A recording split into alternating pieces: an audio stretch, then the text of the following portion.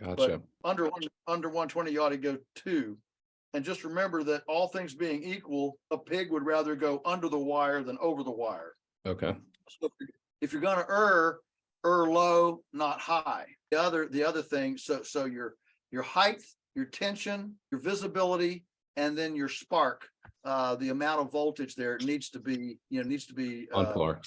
up there around 5,000 volts. And so that means you need an energizer strong enough to be able to keep that up. And now, I mean, we're pretty much using all solar ones now. Again, Okay. these are all from Premier solar chargers, but we use the for 1.2, 1.5 joule energizers. Don't get any energizer under 1 joule. It's Okay. just not worth it.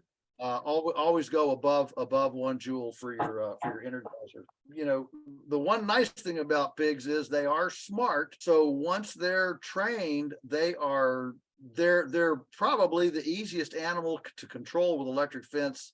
Certainly easier than goats and sheep and chickens and pigs and cows. They'd probably be pretty similar as to their control. Okay. Gotcha.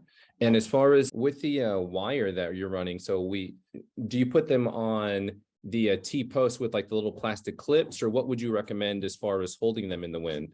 Yeah, you're gonna now what we don't like to use T-posts because if something breaks, then you have a dead short. But if we also have lots of locusts, so we can cut our own posts.